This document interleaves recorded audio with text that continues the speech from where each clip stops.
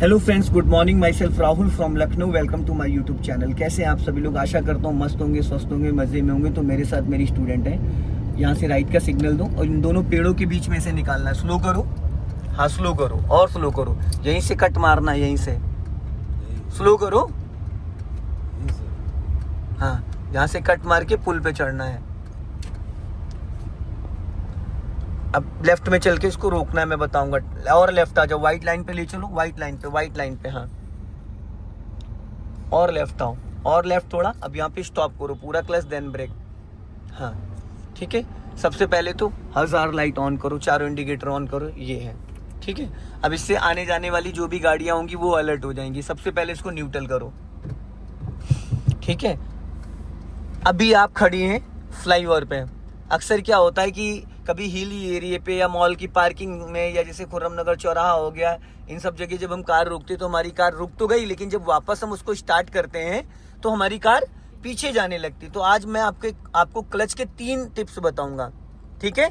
Clutch के 3 tips बताऊंगा। अब गियर को ही देखती रहोगी या सामने भी देखोगी? तो गियर को इतनी देर से क्यों देख रही थी? नजर आपकी कहाँ होनी चाहिए?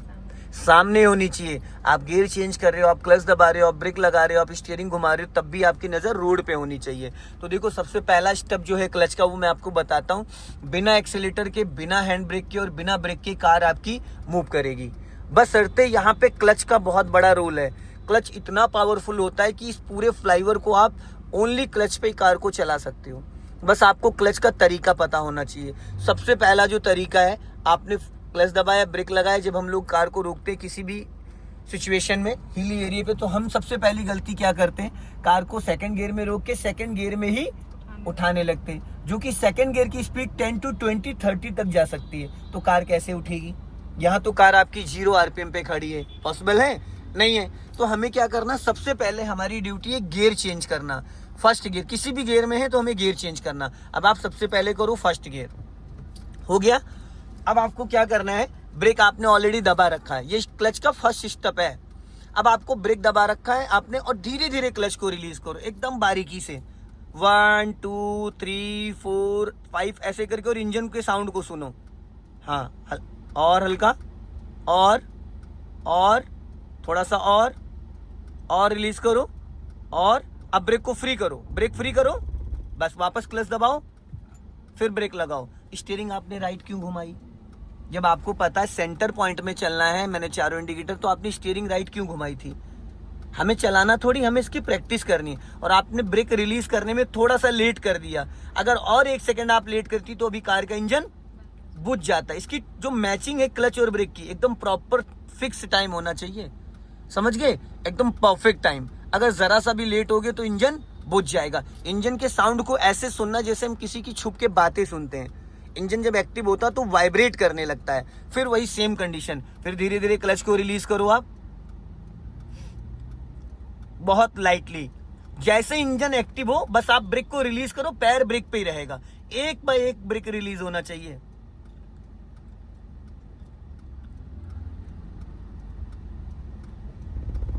वापस पूरा क्लच दबाओ, गुड। फिर वही सेम कंडीशन। 1% भी एक्सीलेटर की नीड पड़ रही है, नजर वहां रखिए, वहां रोड पे। आप स्टीयरिंग देख रही, स्टीयरिंग नहीं देखना, स्टीयरिंग सीधा रखो, फिर टेढ़ा कर दिया आपने। इंजन के साउंड को सुनना है बस। अब थोड़ी चढ़ जाने दो, हल्का सा लेफ्ट आ जाओ, और लेफ्ट। अब यहाँ पे सीधी करो स्टीयरिंग, स्टॉप करो। अभी जब आपने क्लच रिलीज किया है फर्स्ट गियर में, कितने परसेंटेज क्लच रिलीज किया? 30% पे गाड़ी गियर में एक्टिव हो जाती है। 30 से 50%, समझ रहे हैं? 50 बहुत है, 80 वो होता है जब हम पूरा क्लच रिलीज कर देते हैं। 30 से 50% में गाड़ी गियर में एक्टिव हो जाती है। ये आपको इसलिए नहीं फील हो पाया क्योंकि आप काउंटिंग नहीं कर रही मन में। जब क्लच आप रिलीज कर रही तो आप काउंटिंग नहीं करके रिलीज कर रहे हैं, इसलिए जर्क आ रहा है। हमेशा ऐसे रिलीज करते हैं, 1 2 3 4 5, और क्लच ऐसे आता है 1 2 3 4 5। आप ऐसे करती हो, इसलिए वो जर्क आता है, समझ गए? फिर एक बार फिर वही सेम कंडीशन, वही धीरे धीरे क्लच रिलीज करना, क्योंकि अगले दोनों डिस्क होते, पिछले ड्रम होते, और इंजन जो है अगले पहिए घुमाता है। अभी देखो, आपने पहले ब्रेक रिलीज कर दिया, इसलिए गाड़ी पीछे जाने लगी। आपको ब्रेक से पैर ही तब हटाना जब कार आपकी आगे की तरफ खींचने लगे। और ये आपको फील करना पड़ेगा इंजन से।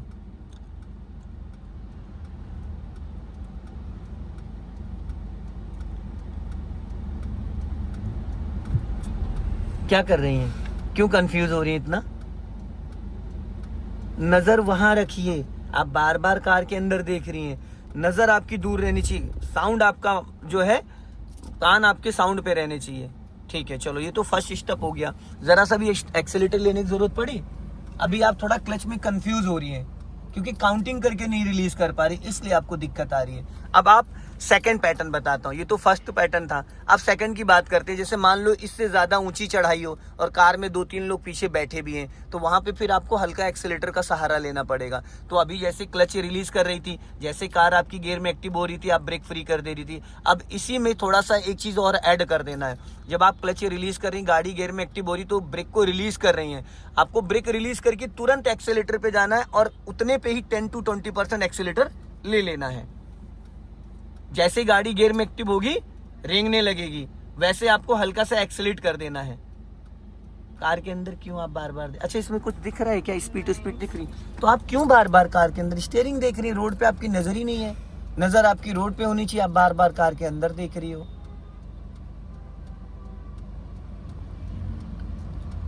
जैसे अभी गाड़ी आगे के लिए रेंगने लगेगी, हल्का सा एक्सीलेटर लेना है।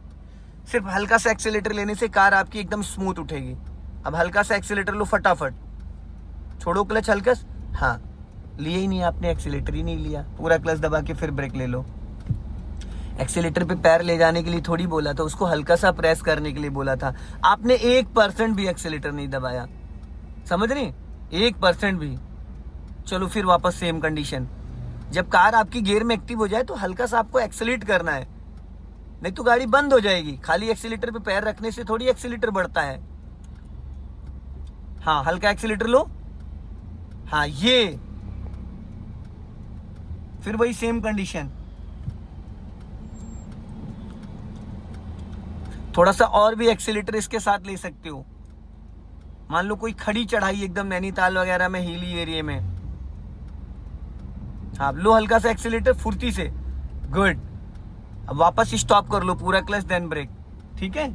और इधर थोड़ा ज्यादा स्पेस कर दिया आपने, मैंने बोला था व्हाइट लाइन से सटा के रखना। ये पता है, ये सारी एक्टिविटीज पे आपकी नजर रहेगी। जब आपकी यहाँ नजर रहेगी तो आपको दिखेगा कि गाड़ी के लेफ्ट में कितना स्पेस होता जा रहा है, बट आपकी नजर फुल टाइम तो कार के अंदर रह रही है ना। आप अपना राइट वाला ORBM देख रही, ना लेफ्ट वाला देख रही, ना इस लुकिंग ग्लास को देख रही। इसमें कितनी बार नजर जाती है आपकी, कितनी बार गई अभी तक बताइए? क्यों नहीं गई एक बार? 11 दिन आपको सीखते हो गए, आज 1 घंटा मैं दूंगा तो आपकी 13 क्लासेस हो जाएंगी। ये सही है तरीका? फिर आपके पीछे अभी कोई कार या बाइक लेके आ जाए, खड़ी करे, तो आपको कहाँ से दिखेगा? कार चलाने के लिए 6 आंखों की जरूरत होती है, जो ऑलरेडी 2 आपके पास हैं, 2 और एक ये 3, एक ये 4 और 2 ये 6 आंखें। सबसे ज्यादा इंपॉर्टेंट ये ग्लास होता है, इसमें हर 2-2 सेकंड में आपको देखना होता है कि आपके पीछे की एक्टिविटी क्या है। समझ गए? अब फर्स्ट और सेकंड पैटर्न मैंने आपको बता दिया है, अब आपको थर्ड पैटर्न में बता रहा हूँ। हैंड ब्रेक लगा दो, लग गई। अब राइट वाला पैर आपका फ्री हो गया, उसको आप फ्री कर दो, हो गया। अब उसको आप एक्सीलेटर पे रखो, वी शेप में चलेगा पैर, पैर पूरा नहीं उठाना है।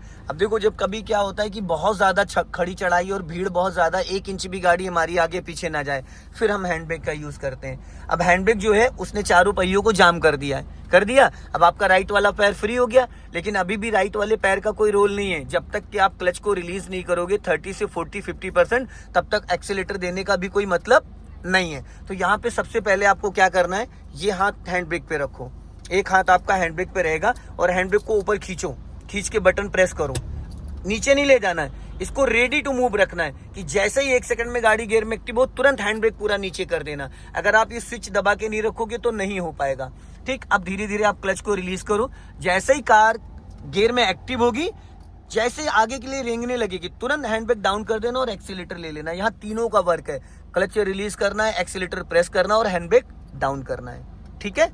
ये बहुत ज्यादा हिली एरिया में इसका यूज होता है। चलो अब धीरे धीरे क्लच रिलीज करो, हाँ अब हैंड ब्रेक डाउन करो, हल्का एक्सीलेटर भी तो ला, आपने एक्सीलेटर ही नहीं लिया।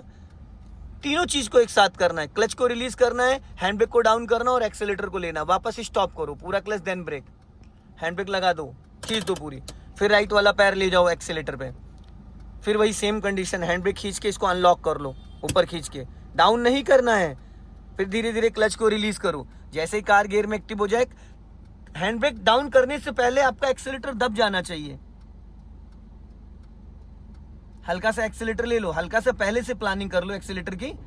लो, आप एक्सीलेटर नहीं लेती ही नहीं है। अब अगर बहुत ज्यादा ऊंची चढ़ाई में होगी, गाड़ी बंद हो जाएगी, आपका इंजन बुझ जाएगा। आपके पैरों का मूवमेंट बहुत अच्छा नहीं है जिस तरीके से होना चाहिए। फिर वही सेम कंडीशन, क्लच, फिर ये हैंड ब्रेक खींच दो ऊपर, हाँ, फिर वही सेम कंडीशन, धीरे धीरे क्लच रिलीज करो जब आपकी कार गियर में एक्टिव हो जाए। हल्का एक्सीलेटर लो, अब हैंड ब्रेक डाउन कर दो, गुड। ऐसे समझ में आ गया? चलो अभी बढ़ा लो, जाने दो धीरे धीरे। सो दोस्तों, इस वीडियो को ज्यादा से ज्यादा शेयर करें, कमेंट्स में जरूर बताएं कि ये वीडियो कैसा लगा आपको, ताकि आप लोग जब भी हिली एरिया पे इस तरीके से सिचुएशन में फंसे तो इस वीडियो से बहुत कुछ सीख सकें।